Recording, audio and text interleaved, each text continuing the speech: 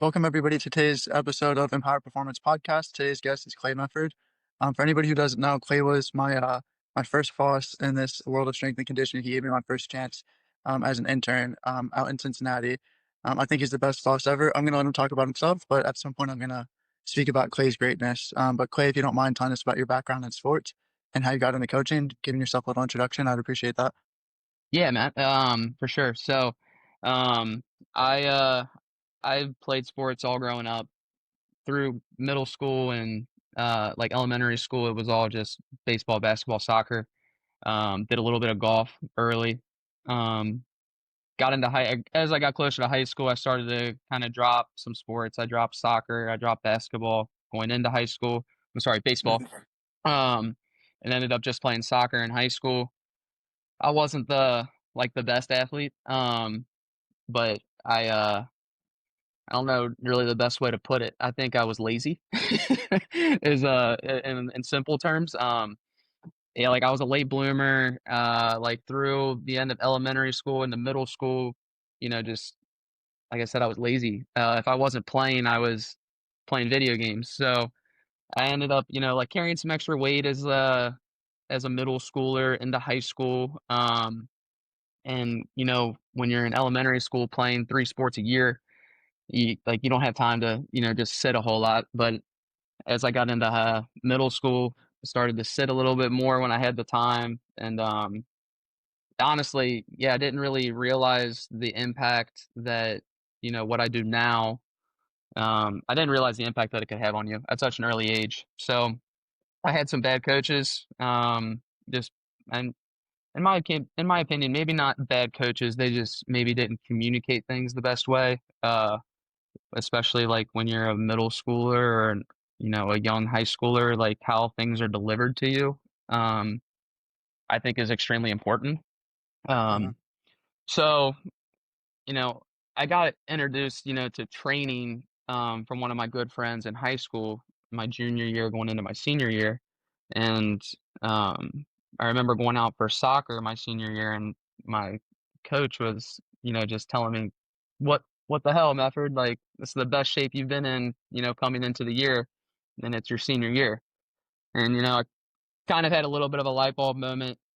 Um, and then honestly, like after soccer, I kind of kept training. And yeah, so I realized, the impact that could have on you, not from just an athletic standpoint, but also just an overall confidence standpoint in life. Mhm. Um, you know, we both know the impact that, it has on like your mental health, and your physical health. So, um, I kind of just fell in love with it.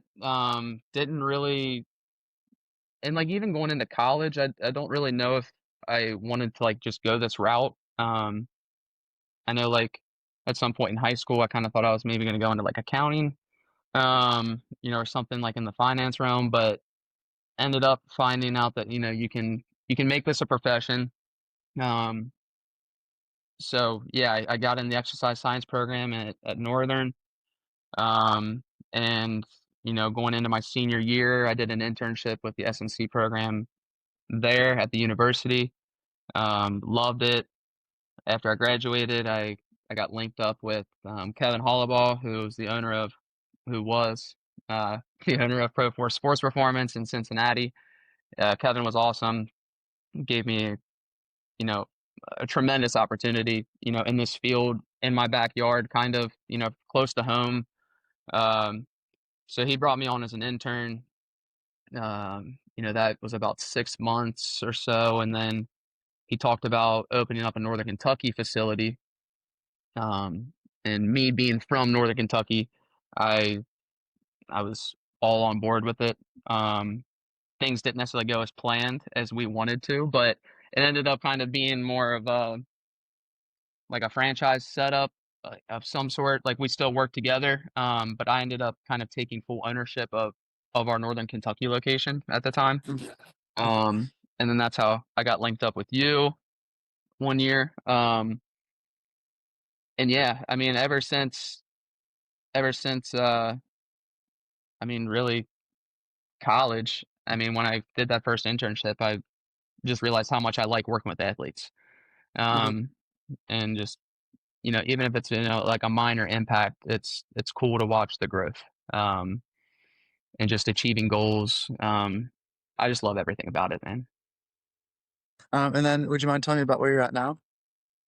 Oh yeah, so now I am at Town and Country Sports and Health Club in Wilder, Kentucky. Um, I left Pro Force in 2023, to take an opportunity not far at all. It's less than 10 minutes away from my last facility, but it's a little closer to home, and it was a good opportunity to work a little bit more closely with the volleyball club that we had done a lot of work with over the last few Yeah. years before I made the transition over here. Um, it's a big health club here, big facility.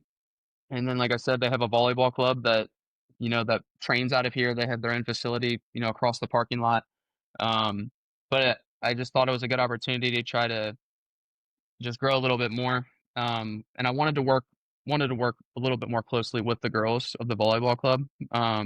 So I took a job with Town and Country, and then honestly, not even a year later, one of the major healthcare providers in the area, St. Elizabeth Healthcare, they kind of bought out the sports performance piece here at Town and Country. So Okay. myself and then Chandler and Georgia, the other two coaches that are with us, we are technically employees of St. Elizabeth Healthcare working Okay. out of Town and Country. So we're running a sports performance program here, and then we actually have another location, 15, 20 minutes away, up to 75, inside of Griffin Elite, that also has another location for our program. Yeah, that's cool. Yeah. So, I'll speak really quick as to how I came to meet you, and then my impression of you, and it's positive. Just to get the spoiler out of the way. Um, I was sort of a similar story to you. I find that there's like maybe two main archetypes for a coach. You either like didn't do a lot, and then you did. You're like, wow, this is incredible! What a huge impact. Or you tried doing athlete everything you could, and then like maybe had big aspirations of being an athlete at a high level, and it didn't happen, and then you're just like, shit, well, what do I do now with all this knowledge and all that stuff? So you try to help other people. So that was a Yeah. little bit more my route. But then, yeah, business major in college and all that stuff. And then I graduated. I was a soccer coach for a bit. I liked coaching high school soccer a lot. Coaching in club wasn't my favorite thing in the world, but I don't want to have to go too far into that. Um, but then I was getting my strength conditioning certification the whole time that I was coaching. And then as soon as I got it, my wife went to grad school in Cincinnati. I moved from Virginia to Cincinnati, and then I was looking for internships. So I just spent one day. I printed out about a dozen flyers. I drove to a dozen places in one day, just looking at all the strength and conditioning facilities, looking for the best opportunity. And like you were top of the list, and it's small things that people might not appreciate. But I might go into a place, try to shake someone's hand. They don't look me in the eye. They don't give me a warm smile. They don't want to talk to me all that much. Some places wouldn't call back. Some places would, and so like, the one thing that I really appreciated was that you, like, looked me in the eye, you gave me a firm handshake, you gave me a smile, like, you're willing to talk to me, and then you gave me the opportunity, which I appreciated, but I find that a lot of internship programs, at least if they're very, very structured, it's kinda just like, set up the cones, set up the bands, maybe they give you, Yeah. like, the warm-ups to do and all that stuff after a couple months, but it doesn't feel like it's much more than just, like, cleaning, and I probably had, like, 3 days of shadowing you, and then you, like, gave me my first kid to work with. And then if I did well with that, you give me more opportunities to do stuff. And so it really gave me the opportunity to be confident. And you actually helped me with that too, because I was a very shy person. That's my natural personality. And you were just like, hey, like, you know what you're talking about. Be confident, put yourself out there. You'd say stuff like, be a sniper. Like, I would always want to walk over and whisper things to people or stuff. You're like, no, if you see something from across the room, you shout it out. You tell a person from the say, like, messed up in the squad, whatever. Right. And so, like, it Yeah. gave me a lot of opportunity, confidence. But then one thing that I don't think people realize about a good coach is it's not just the level of care that they have towards their athletes, because a lot of people care and a lot of people maybe know stuff, maybe they don't. A lot of coaches I find are very lazy with demonstrations, and I find that is like the exact opposite of you. I've never seen someone go 100% in every demo. I mean, if you were if you were trying to sprint and you would have the warm ups and then sprints and then lifting and all that stuff at the facility, I would have to do like a 10-minute warm up before even considering a full sprint. I mean, you would just hit the full sprint from nothing right away. Wow, like, this guy's 100% with his athlete. So, and then Gotta if let anybody those doesn't know, you gotta you let gotta let those them know. kids know, man, that Yeah, you still got it. yeah. Also, to your credit, you also had up on the board everybody's jump height, and I think you had like 40 inches at one point on your on your vertical jump, which Yeah, it is was obscene for an yeah, handicraft. it was just under 40. Yeah, But yeah, I mean, I wish I could still spring like that. I still got a little bit, but not quite 39 anymore. You know what's funny yeah, about it's that pretty too, Matt? impressive. Uh, Go off on a little tangent real quick. We just Sure. recently, within the last like 2 or 3 months, we didn't stop using the jump mat. Um, Mhm. we still use it, but man, I found out that that thing is just extremely inflated. I did not, I had no idea. Which like, I mean, kind of makes sense, but we started using some force plates here, and I was the Yeah, first that's one to nice. test them out, and I did a couple jumps, and I was like, whoa. Whoa, hold on. What's going on? I'm not Yeah, jumping. that's right. I'm barely jumping 20 inches, like with my hands on Yeah, my hips. Yeah, we had to humble some kids in the last few yeah, months. But yeah, I mean, I do, and honestly, I have been told that too. Like, when I first started here at Town and Country, Ryan Schaefer, who was the president at the time, he's the one that gave me the opportunity here. And after watching me for about 3 to 6 months, he said something to me the one time. He was just like, he's like, man, he's like, you don't have to go all out in like every demonstration that you do. And I'm like, I know, but at the same time, I feel like I do. Like you have to do a little bit of effort in it because like you have to show them the way that like we're aspiring it to make it look right. Like it's not gonna right. look, it might not look like how the coach demos it, on day one, but like by week 3 or week 4, like we should be aspiring like this is what it should look like. Um, I've dialed back my demonstrations a little bit, but I love it, man. I love it. Yeah. But it really does like set a tempo for the kids and set a culture and all that stuff. And buy-in is huge. And if you show that you can walk the walk, that's huge. And I learned that because I would say that out of the facility, it was mostly middle school, high school kids. And Yeah, high school kids who were varsity and going to go into college, they didn't really want to talk to the intern. They wanted to talk to Clay. And so I was like, man, how can I get these kids to listen to me? And one day they're doing a challenge with pull-ups. How many pull-ups can they do? Is like a 45-pound plate around their waist. yeah, you And crushed I was it. like, "All right, well." Yeah, so I made sure to, like, do way better than the kids, and all of a sudden they wanted to talk to me a little bit, or they tried muscle ups and they couldn't do muscle up and I could. And so it's like, I have some things I'm good at, some things I'm not good at, you know? And I was like, "All right, this is an opportunity to do the thing I'm good at, get a little bit of buy-in, and Yeah, then heck that works." yeah. But, yeah, Dude, and the other I thing. still think about that all the time because Yeah, whenever I'm doing weighted chin ups, I'm like, man, I'm not even close to Matt. I'm not even close to him. we all have our things. I'd much rather have a 39-inch vert or whatever it would be on the force deck, you know? But, like, and then speaking about that, it's interesting because I have, so I had a just jump mat on my parents' house, Hmm. when I used to live around. And for anyone who doesn't know, it's like this giant square grid. And my understanding is it records force and hang time. It has like a calculation that comes out and tells you your your jump height. But then I went and got OVR Performance has like a little like scanning grid. I don't know Yeah, if you've ever yeah. How seen do you it. like that? I really like it. I'm not trying to like sell anything. I have the link in bio for like a discount kickback. So, not, but I really do like it. I think it's the most portable and most affordable thing. But it also has the ground contact time and RSI, which is cool. That is cool. So for like for what it is, it's really cool.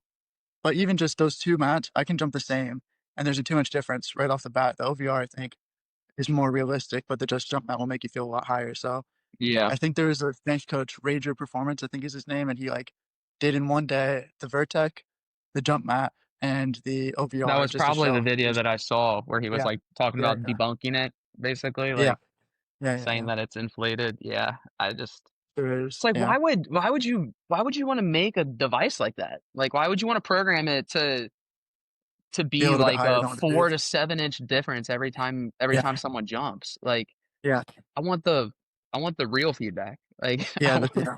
yeah, I want to know like how good I am or how much I suck. Like Sure. Yeah, yeah. and then I want to adjust my training accordingly. But when I found that out, I was just like, that sucks. It's a bit Not of a bummer. I Yeah, wasn't anywhere close to 40. I was probably more like 33. I know that you were talking about playing around with the force decks for like um isometrics, overcoming Hmm. isometrics and all that stuff. Have you played around with that? I have. We just started doing a a vertical jump program. We mainly it's only for middle schoolers. Um, Okay. and my reasoning behind that was like right now in Northern Kentucky, it's volleyball and like basketball. There might still be a little bit of AAU going on, but basketball is kind of done. But like volleyball, high school volleyball is in full swing. So those high schoolers, they're 5 or 6 days a week, nonstop for the most part. They don't have a lot of opportunity to train, and then they're going to go right from their school season into their club season, and that's when like we might start seeing some more of them. Whether that's within program stuff within the club or girls coming to see us on their own. But I've been talking to the coaches and then some people here at Town and Country and just like how I can grow like our high school program again. And I was like, oh, I started talking to the director at the volleyball club. I'm like, what is the middle schoolers volleyball load for the most part in this area? And she was like, it's Mhm. practice 1 or 2 days a week, and they might have a couple games. So I'm like, so That's they have great. some opportunities so they to do some additional training. She's like 100%. So I was like, let's just open it up to the middle schoolers, and you know, we'll we'll put on a good program for them. We'll create some buy-in. We'll show them their improvements across 10 weeks, and then hopefully, like in the years to come, they think about us before they think about anybody else. Um, but kind of got off on a tangent. But we've been using the force plates to measure like the girls' vertical jumps, and we're only in the second week of their program. Mhm. But as they get a little bit more comfortable and competent with some of the stuff that we're doing, we're going to start doing some like overcoming stuff with them actually. But what I've done with it and what I've done with a few of the high schoolers, whether that's in season or out of season, is we've been using it for the main few that we've been doing is like an isometric belt squat, Okay, um, cool. and then uh, a hamstring a hamstring push, like kind of like a glute bridge setup, but Yeah, yeah, but you're a movable object. You have like plates that you can't yeah, move. put the bar over Yeah, top of them with like maybe yeah, yeah. 135 and just have them drive. And then we'll do like a knee and ankle kind of like a run specific isometric push, like which is Okay, really cool. Alex Natera has done a lot of stuff with it. That's who Vault is the company whose decks we're using, and Yeah, he's done a lot of work with Bald as far as like his run specific isometrics. So we've been using those. Those are the main ones we've been using. Um, I like the feedback. I don't necessarily know how much like the kids like it. Like every once in a yeah. while you'll get a That's part of kid it. that is, kind of into that side of things. But like, I mean, the couple girls that I'm using it with right now, and then yeah, okay, so yeah, I'll just take those two girls for instance, and then a couple of the high school boys that I'm using it with right now. Like the boys want to use it way more than the girls. I don't, and that could just be, it's a very small sample size, but yeah, like the two guys that I'm thinking of, they seem a little bit more curious with the feedback than the girls. Like for instance, like last week I was doing a belt squat with she's currently in season, so that's another reason why I'm using it with her. But we were doing like a belt squat and she like did her first rep, and I mean it was up like 15% from the last time she did it. And Oh. I got all pumped up. I'm like, heck yeah, Rachel, like great job. Like we're feeling good today. And she's just like, cool. And I'm like, I'm like, I try to use it from like an educational standpoint too. Um, just Sure. like for instance, the one of the high school boys, he's a baseball kid and he's trying to throw hard. He wants to throw harder this year, and um, he he'll come in and he'll jump on it maybe, or he'll do one of the isometric tests and he'll be like, oh, it's down or my jump's down, and I'm like, well, what did you do yesterday? Well, I went and I threw and I did this and I did that. And I'm like, well, hey, like that's why you're down today. Like it's okay. I'm like, but you need to start paying attention to, like when you do certain things on certain days, like this is the response that you can expect your body to have. So like just kind of tailoring and getting them to understand like workloads from a day-to-day basis. Um, Mhm. like that's the thing that I almost like to use it more for. Sure. Yeah, it's great to see the numbers and the outputs go up, but like when you see or when we see like these big dips when maybe we shouldn't see a big dip, um, it's like, okay, well, hey, what are you doing? Like, are you sleeping? Are you eating? Are you hydrating appropriately for everything else that you're doing during the week? And a lot of times it's no, I'm not sleeping enough. I'm not drinking enough water from day to day. I'm eating I'm eating enough calories, but maybe I'm only doing that like 3 days a week. Yeah. So yeah, just like an educational standpoint, especially for those high schoolers, is what I'm probably trying to use it like the most for, Yeah. and to Yeah. track some progress. But So like I have maybe 5 pieces of gym tech. I have, from OBR, I have the jump system, and then I have the, VBT device that they have. Um, I'd say I and have the then VBT device too. I like that one. so I like it, and Yeah. then I also have like a grip strength, kind of like scale. Oh, I saw you Um, playing with that. Yeah. yeah, and then I had it's from JockU, I think is how it's pronounced, but it's a seed watch, where so you like set up your phone as like a gate. Mhm. Um, and then what's the last one that I have? Oh, it's a heart rate monitor. All those things are so, so great if you use the metrics. If you understand the metrics, if you know how to use the metrics, if you use it to inform decisions. It's also great for like gamification. Like if a kid, you just tell him to jump really high, he won't care. But if he sees on one jump it's 25 inches, on the next at 26, and then he wants to push really, really hard, it makes it kind of fun and all that stuff. So I think it's good for like that last 5% of effort if someone thinks they're doing it but they're not. Or it's good if you actually use the info to track progress or to see fluctuations, actually use it to inform decisions like, oh, maybe you're a little tired. We take the session down a bit, focus on quality, maybe cut the volume a little bit. But if you just don't know how to use it, I'm not saying you, that's an issue you have, but like a kid might not appreciate it if they don't understand the importance of it. And then, like when you're talking about the educational aspect or at least using it for like day-to-day fluctuations, that's where I find it's the most important. Mhm. Um, Yeah. so that's definitely how I like it. But some people will have all the sports science in the world, and then they still won't know how to coach a good session. And then you'll have somebody else out of like a CrossFit box with a bar, a plate, a bench, a rack, and some dumbbells, and they have like a really good coaching eye. And they don't need to care so much about the science. And they'll put on a great session. So it's not everything, but if you know how to use it, it's a nice like bonus. Yeah. But if I was to build a gym, the rack would come first, the bar, the plates, the dumbbells, and all that stuff, and then that stuff is really fun. But it's only as useful as you allow it to be, I guess is what I'd say about that. Yeah, So and like saying, I think some people can just like get too much into the weeds on it and just like it's everything's got to be measured or tracked or something. It's honestly something that I probably still battle with myself sometimes. yeah, It's like, hey, am I giving these? I mean, for instance, like the middle schoolers, like this jump program that we're doing.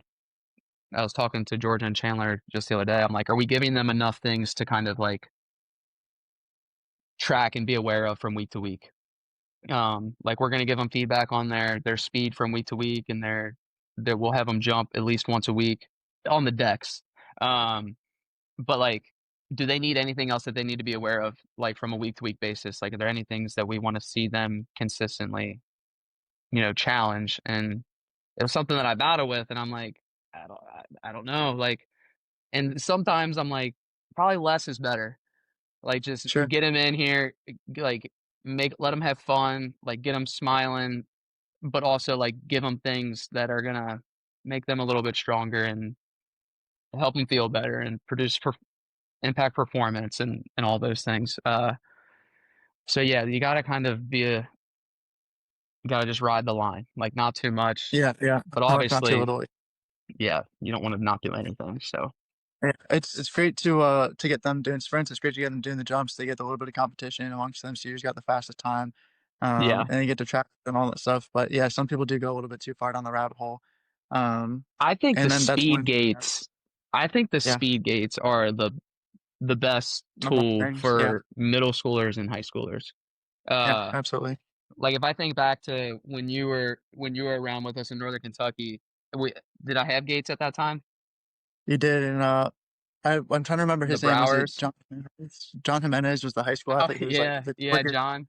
He would borrow them. Yeah. Oh my gosh, that kid was lightning. He still comes in to see us. He was in here over the summer. That's He's awesome. still lightning. He's still lightning. A great kid too. Great Um, kid.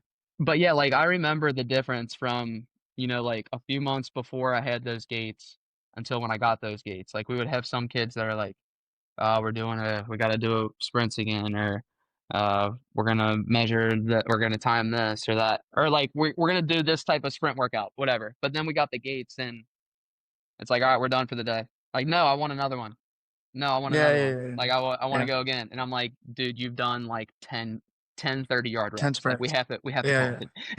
Like, yeah, you're cooked. and honestly, I've done that to myself too. Like, Yeah, I know it was one Saturday I was in here and I was feeling good, and I mean, man, I probably did 15 to 20, like, 30-yard crazy. reps, and my Yeah, hamstrings were yeah, they were wrecked for, like, 2 weeks. I'm pretty sure I gave myself, like, some tendinitis in my left hamstring and, like, or some yeah, tendinosis or something because my hamstring just felt terrible.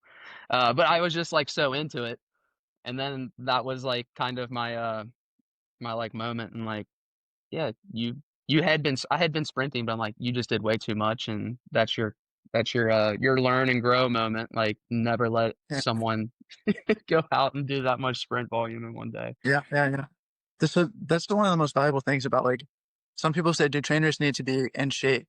And, like, the question is, like, you could be super in shape and not know how to train people. You can be not in the best shape and be a great trainer.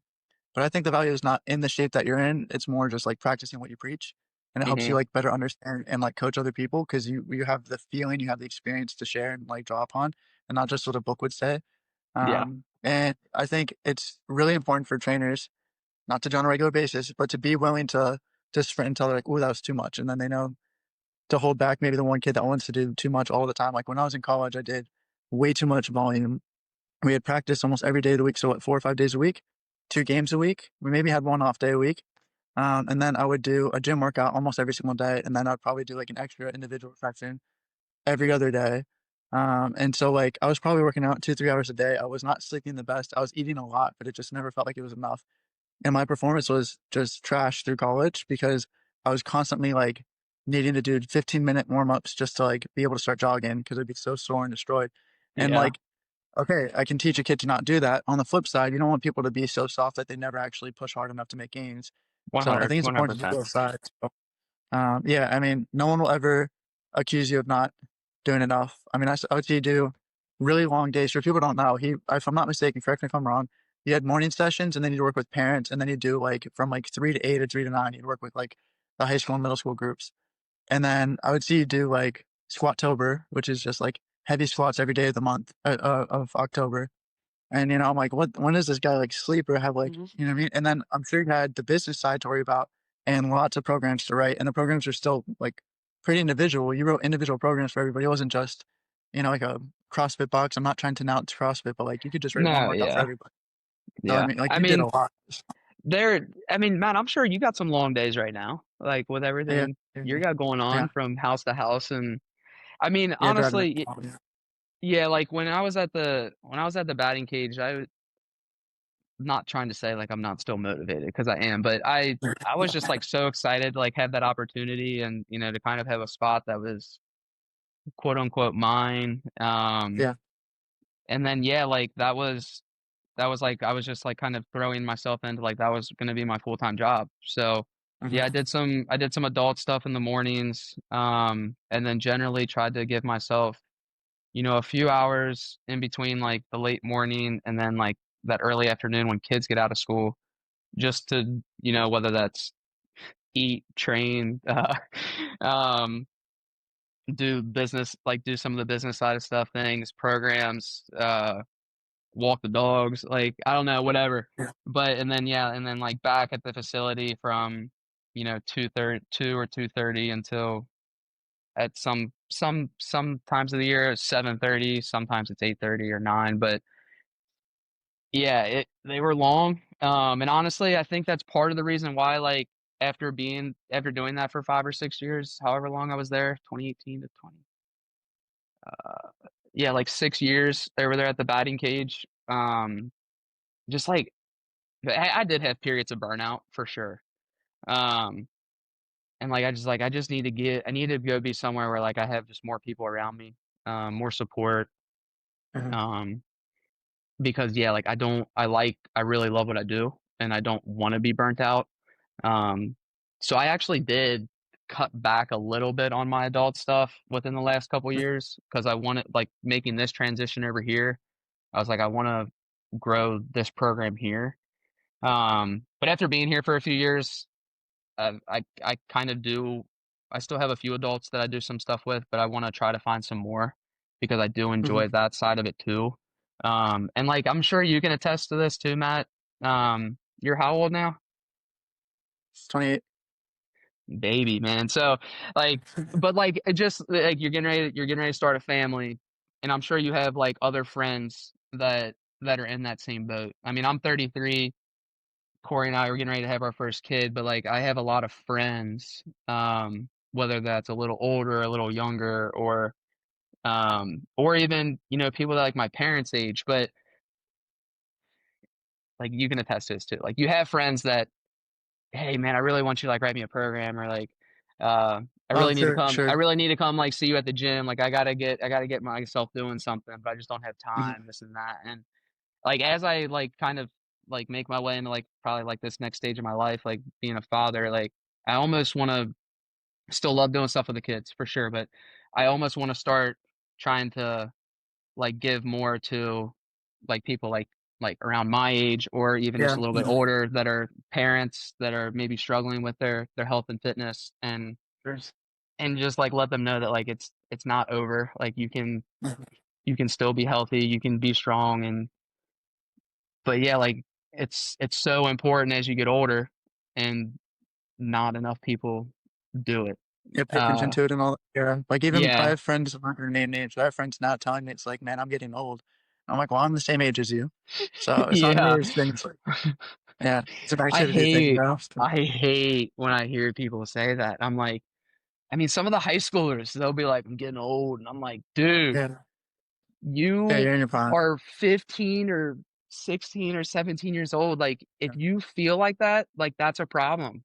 Like, oh man, yeah, just like it grinds my gears. We've been doing some stuff with the basketball team at the high school where I graduated. And we do some stretching basically at the beginning of every session, whether that's, ground based stuff or we're up and moving.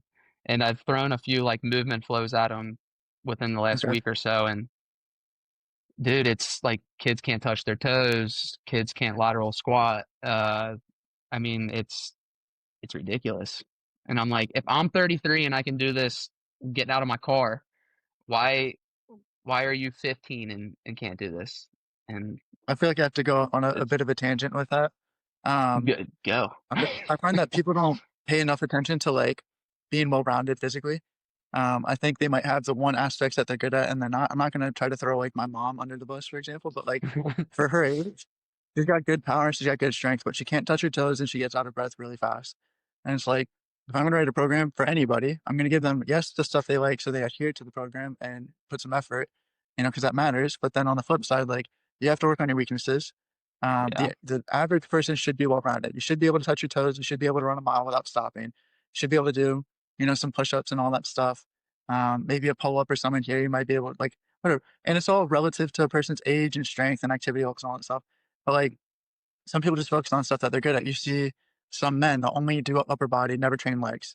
Or you see the flip with like women and all that stuff. They never want to hit upper body. It's like it's all important. It's all good. And so I don't know. I train to be a jack of all trades, master of none. It'd be great to I be a like master that. of something, Yeah. but like yeah, I mean, my goal is to like never have a physical endeavor I feel totally unprepared for. Like that Hmm. is my, and then it's also to enjoy it. So like I have now thought like I was an athlete from 9 to 22, 21 or something like that. And then from then until like 25, 26, I was like, man, I got no sports to play right now, right? So I was just working out to work out. And for some people, that's great. For me, that just wasn't engaging enough. I need to work out towards a sport. I need to have a reason to work out. So I got into combat sports recently, and like now I have a reason to train. But training for me is supplemental, and then it makes getting to the gym important. But if I decide to be Yeah. like, man, I got to hit bench press again, like to me, that's not always the most exciting thing. But if it's like, okay, I got to deadlift because I'm going to wrestle somebody, and being able to move weight off the ground means I get to move weight like there. Then it gives me a reason to actually do the work that I don't want to do, and then I have more variety. It keeps everything engaging. I made a post the other day. I worked out for like 2.5 hours in one day, but it was like 30, 40-minute sessions, and it was just a bunch of different things.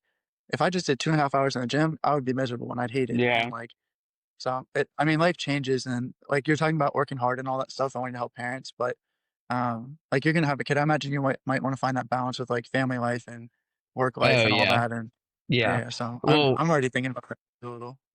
honestly, it's something that, like, I probably need to, like, just do, like, some more research in, and it's something I think about you a lot, Matt, is because, like, I feel like your schedule is pretty flexible for the most part.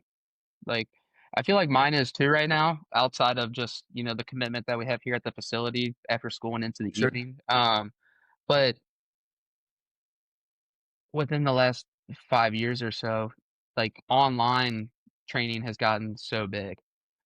Yeah. Um, and it's something that intrigues me, but it's just like I feel like it's a realm that I don't really know how to, like, get into, which Navigate. probably is gonna sound, like that probably sounds extremely stupid and to say in 2025, but, like, I mean, kind of going back to the beginning of the show, like, I'm an introvert at heart, but so, like, I have a hard time putting myself out there. That's why, like, if you walk like, when you walked into the facility, when you came in to meet me that day, like, I probably didn't seem like an introvert because I was in my setting.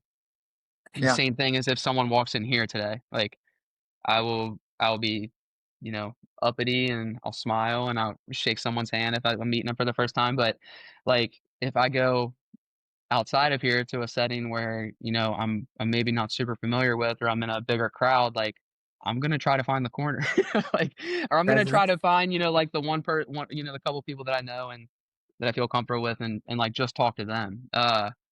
I'm not an extremely, like, extrovert, so, um, I feel like that's part of the reason why, like, I don't have, like, a big, social media like, I don't post a ton. I don't and it's not because it's mainly because of that, like, I'm probably just scared to put myself out there, but yeah, I kinda got off on a little tangent there, but, like, No, it's no, it's cool. I appreciate you saying that because like I 100% relate to everything. And one of the things that I needed like as a push to be able to have the podcast and all that stuff, I was shout out to Ben. Ben had me guest as a guest on his podcast. It was great. And then he told me I should start one, and then I was like, okay, maybe. But I had the same kind of feelings that you have, and I listened to the Coach 'em Up podcast of Tim Riley. I've mentioned him on a couple podcasts now, so I'll eventually have to get him on this podcast. He'd be a huge get. But he was saying that like he was sitting on the sidelines, not posting, but then hating on like the Joel Seedmans of the world. And then eventually he's like, okay, well, I can put myself out there and put good information, try to help people, and have skin in the game and all that stuff. And he was also talking about like perfectionism, and like if you wait for it to be perfect, you'll never do it. But if you just get going, eventually it'll get better.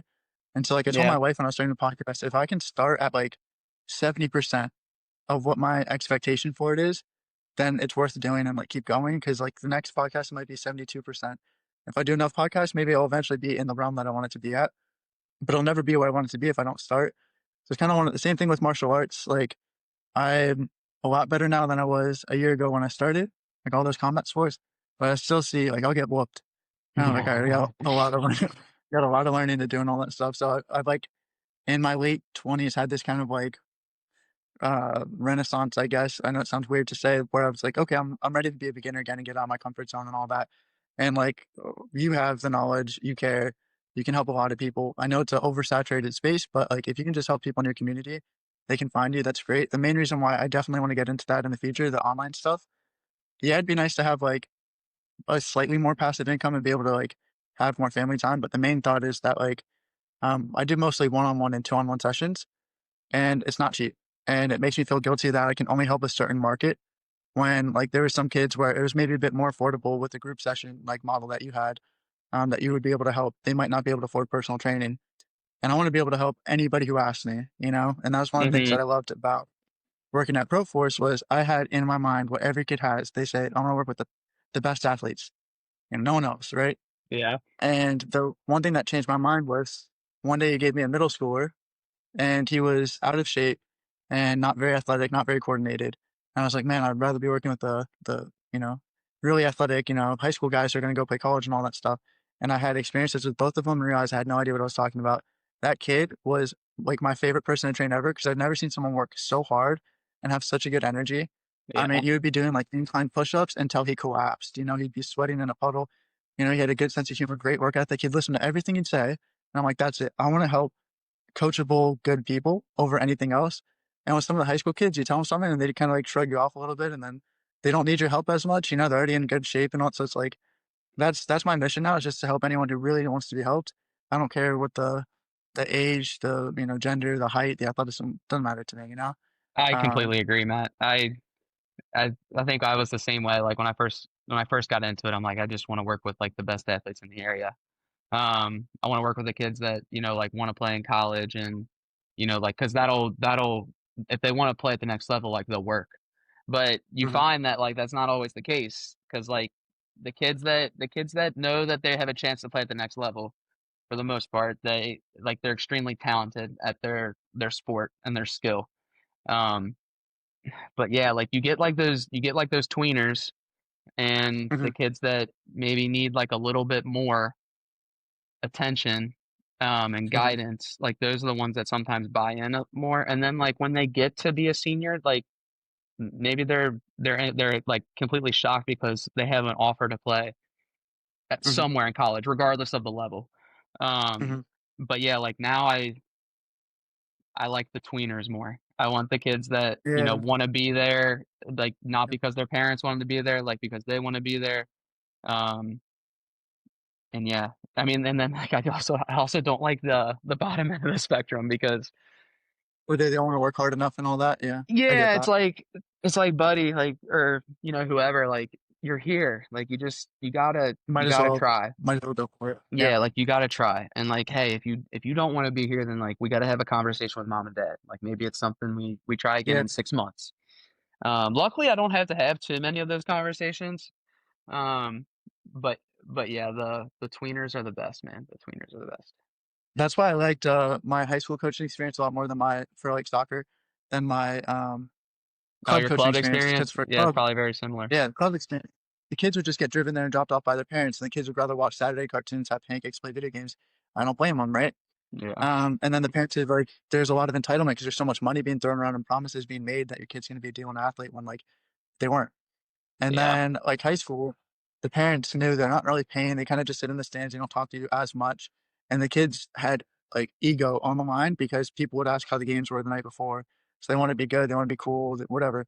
And so, I mean, like, the kids, the motivation was just instantly higher, and you could really mess with those kids, like, the popular kids, you could just be like, "Oh, you're too cool to track back and make a tackle," and then just light a mhm, fire in their ass to, like, to make a play, or, like, the kids are a little bit more shy and awkward, like, you could tell them, like, most coaches would scream if they missed a shot or a pass. I'm like, I don't care at all. If you ever make a yeah, mistake, all I cared about was the intention. If you're putting your absolute best effort and you had the right idea, if you ever say sorry, that was a huge like pet peeve of mine. I would say, did you mean it? And they'd say no. I'm like, then don't apologize. You're not perfect. He's not perfect. You're all gonna make mistakes. Do you know what I mean? But like, if you yeah, ever actually made a mistake and you meant it, you apologize to everybody, and then sayonara. But it's like, yeah. yeah. So, I've yeah, never those coached club soccer, but could completely agree with that. Like dude, yeah, the the high school setting is completely different than the club setting, and yeah, yeah, and just like being able to watch the kids grow from like if you're lucky enough to get them as a maybe like a sixth grader or something, and then you're able to like work with them, each year for six years, and then like by the time they're like we just had our senior night Tuesday night, and like watching those seniors walk across the field with their families, it's like I remember emotional. I mean, a little bit. Like, I remember Yeah, riding the bus with you 4 hours south to our, like, off-season camp, and yeah.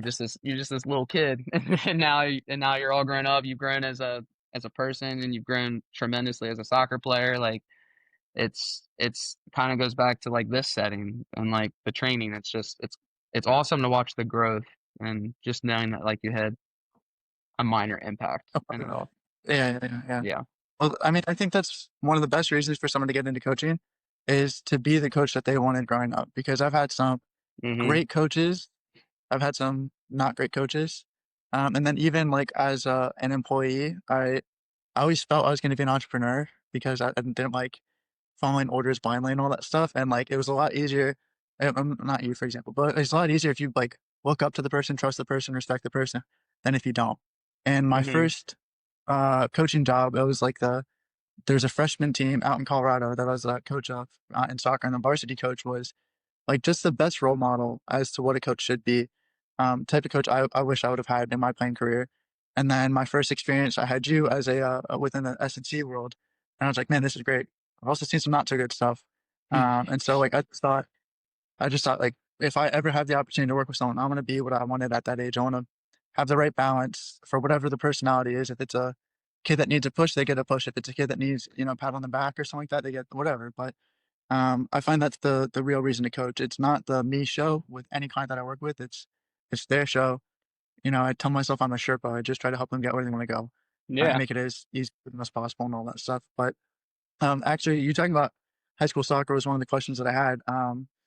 I was going to ask, uh, how is it different working with the technical, tactical, physical, mental aspect as opposed to with what you're currently doing, professionally? It's mostly just physical, maybe some mental. You're not going to teach skills as much or tactics. So, how do you feel that Yeah. coaching in general kind of applies across the spectrum? I feel like I feel like when I started coaching high school soccer, it's honestly it was my first year in high school soccer was 2017, and it was actually when I was technically still an employee with Okay. Proforce, and we were just starting the Northern Kentucky location. So I had, maybe like two or three athletes that I was working with from week to week and just had like all this extra free time. So I got into coaching high school soccer because one of my good friends had moved back to the area and took the job at his alma mater, Campbell County High School. So um, when I first started coaching with the guys that I'm still coaching with, I did not know near as much as I maybe thought I did. Like I had played soccer my whole life, but um, there were definitely some things that I learned. That very first year coaching with Kyle, who had been around soccer his entire life, played in high school, played at Transylvania, got into coaching club, and then got into coaching high school, and then had coached at two different high schools. So definitely learned a lot, and I still tell the kids like if I ever have to like say something to the team or talk to an individual off to the side, it's like I was never the best soccer player. I was never the most tactical. I was never the most skilled.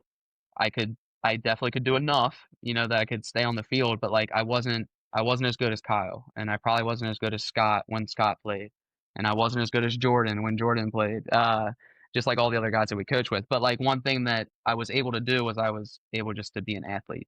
So Mhm. I as far as like differences go coaching it, I would say I took a lot that first year from trying to like get into coaching soccer, and I took that, a little bit of that to the S&C room.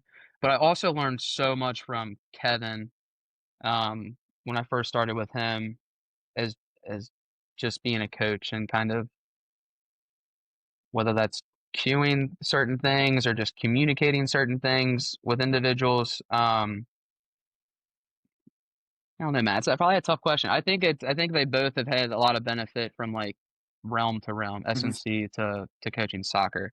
Um, I don't know if I could put like any specific thing on it as far as like the Yeah, major yeah. differences.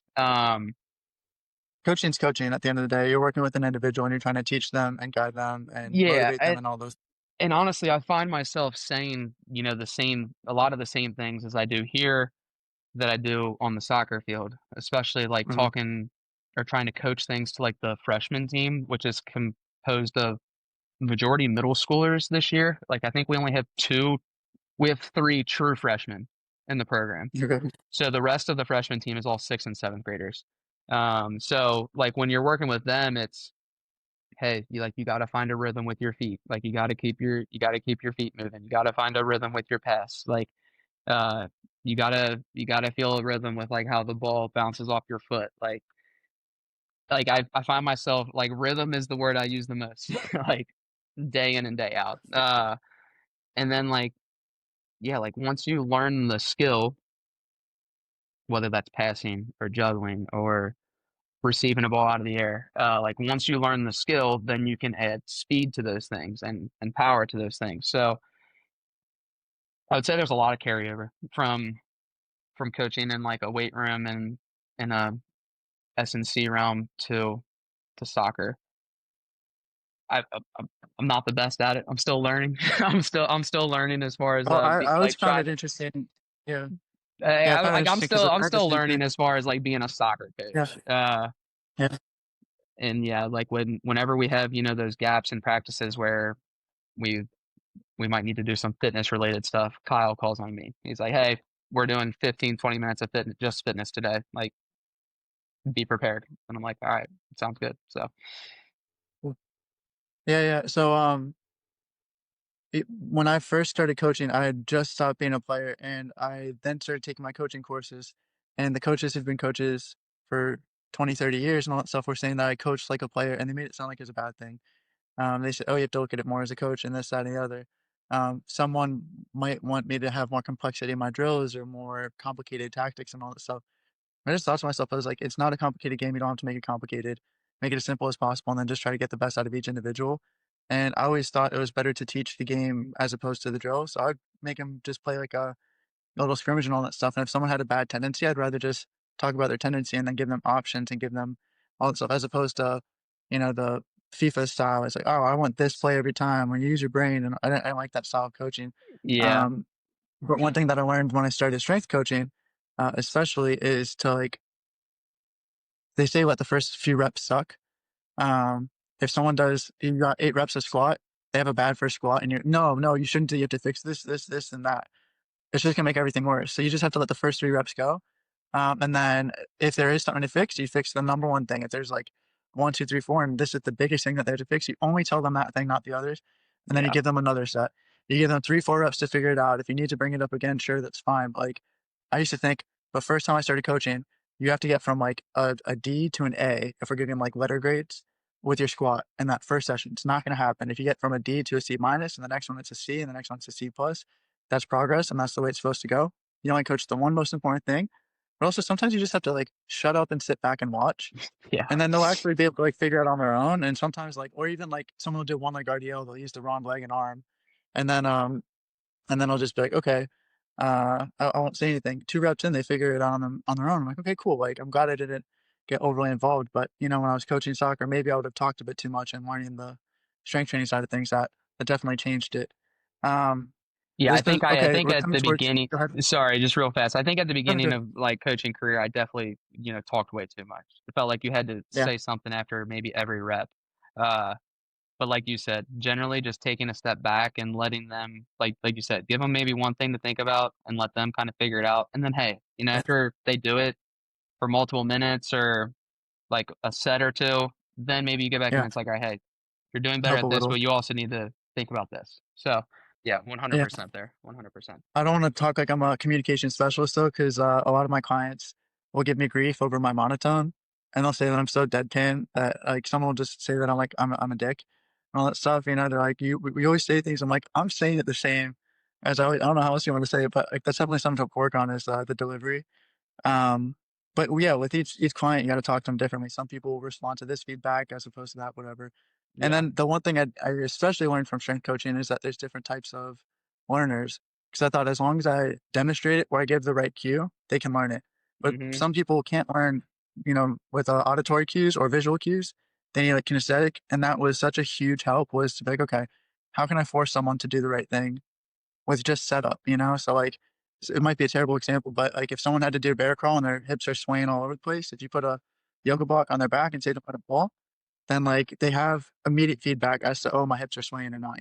Yeah. So Yeah. it's one of those things you pick up along the way. Um, my phone's on low battery, and I just have a few more questions I was going to ask before we wrap Hey, up, and I don't want to take too much of your time. hey, you're good, man. But in your job, what feels like a win? What like really gets you going? Um, a kid leaving happier than when they walk in the door. uh, Okay, like that's huge. just like making the impact like on their day. Mhm. And I remember that's something that I learned as soon as I started in this realm and like working with kids is like you don't know what the rest of their day has been like. You only know Yeah, what the next hour to hour and a half is going to be like when they're in your care. So like just trying to give each kid that walks in the door, like, the best experience, and generally, if they can leave happier and feeling a little bit better than when they walked in our doors, then that's a win for sure. Which is that's an amazing answer 'cause I find that again, that shows that you focus on the individual and not yourself. I find a lot of coaches, it's like, "I wrote this program, they have to do this program exactly as I wrote it," and they make it about themselves. And then it's a service industry, and I think a lot of people lose sight of that sometimes. So, like, Yeah, really just care about the experience they have is huge. Um, do you have any pet peeves in the industry? Anything that, like, you wish was different? I probably do. I'm probably not the best interviewer. No worries. Uh, Pet peeves, honestly, yeah, like, probably trying to, like, bypass basic stuff. Like, don't Yeah, bypass, too like, complex whether too quick. that's yeah, like, don't get complex too quick, and that's something that probably is we see it on the soccer field and in the weight room, it's like, "Guys, we don't need to make this more complex than it is." Like, if a kid still can't squat, if a kid still, can't Mhm, do a push-up or a chin-up, like, we don't need to be going to these other various exercises, like, let's just keep the basics and get really good yeah. at those.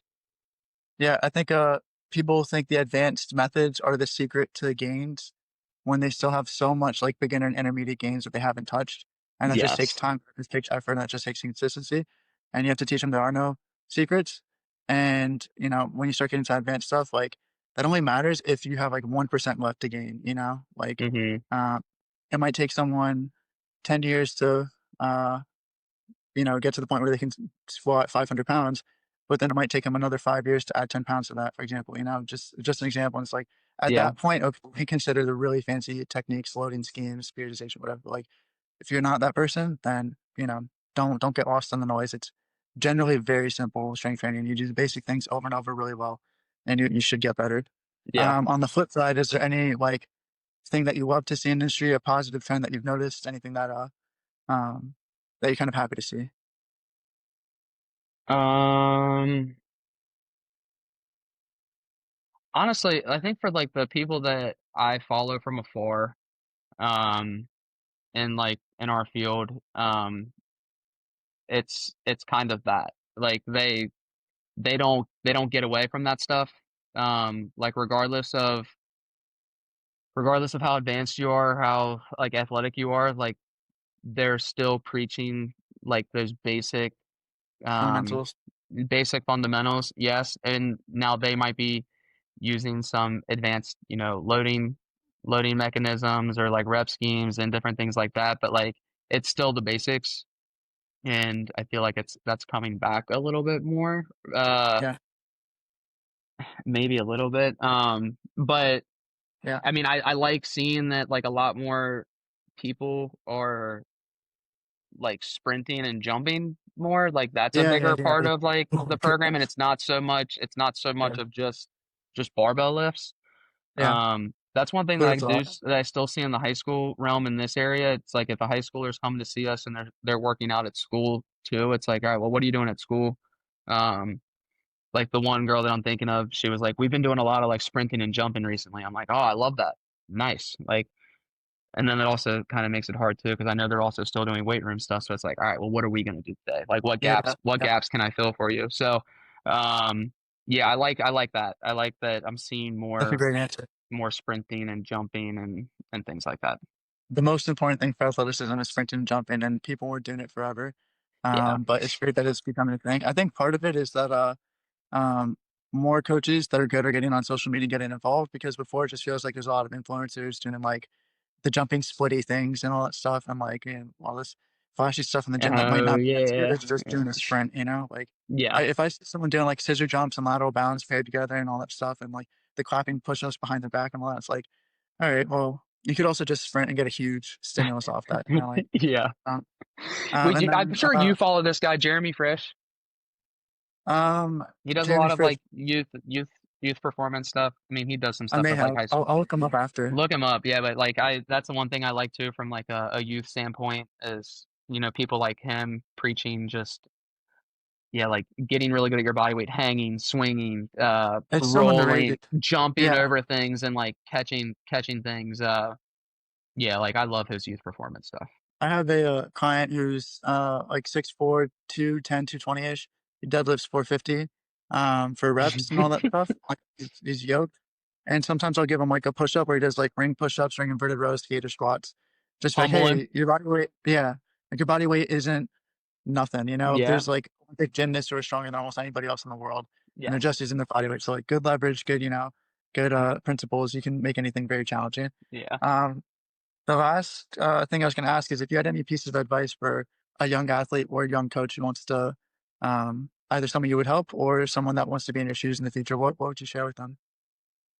Um, it's a good question. I would say, like, if you're a young athlete and you have aspirations to, play at, like, a high level in high school and, like, potentially have an opportunity in college, it's get involved in multiple activities, whether that's different sports throughout the year, or, like, if you are just playing, like, 1 or 2 sports, find someone like yourself or myself, that you can go to in your downtime, in your off seasons throughout the year to just learn your body. Like, Oof. learn how your body is supposed to move at an early age, and, as you go through, like, your developmental years and, like, your maturation years, like, you have a good understanding of that, so when you do grow, like, you're not playing catch up, um, and, like, just set a good foundation from an early age. Set a good foundation from an early age, and if you do that, then you should be in a position to do what you wanna do going forward. For someone who's maybe a little bit older and thinking about going into this field, I would I would seek out somewhere where you can go shadow, intern, observe, whatever. Like, go to different facilities or find someone that you really like and you can relate with, and, like, just go be a fly on the wall and start learning from an earlier age because that's something I think I wish I would have done. Like, for instance, like, my first real experience wasn't until, like, my internship with Northern, my senior year of college. So, like, I wish, in my earlier years of college, I would have maybe sought out a training job. I worked at a gym, but I was more on, like, the operational front desk side of things. I wish I would have maybe started training at a little earlier age. So, just trying to get in the door and start learning at an earlier age, like, earlier age. That's probably the biggest thing, whether you're an athlete or you wanna be a coach, it's like, get around those individuals so you can learn how it should be. Yeah, Um, getting through reps and having, like, an open mind and, like, testing things out as well is a huge thing, I think. But I can vouch to what you're saying. Get in a good place as quick as you can. It makes a big difference because that's what I had with you. And I'm forever grateful for you because you were like the person that got me started in this space. I'm very happy with my life and where it is now. So like I really appreciate you. I really do. I've never said a negative thing about you and all that stuff. And like if anyone thanks, ever man. asks, um, the Appreciate that. my phone's about to die, but, you also the thing you mentioned just before that is, like, another can of worms, long-term athletic development, so we'll have to do another podcast in the Oh, future, yeah, for sure. be a great subject to talk about. If anyone wants to find you, where can they find you? I'm on Instagram as if I am on it, that's what I'm on. It's, Coach C Mefford, and, that's pretty much it. Okay, cool. Alright, well, I appreciate it. I'm really grateful, thank you, and I hope you have Hey, it a was great catching up great with day. you, Matt. Yeah. Well, thank you. Have a good See one, you, man. man. Yep, bye.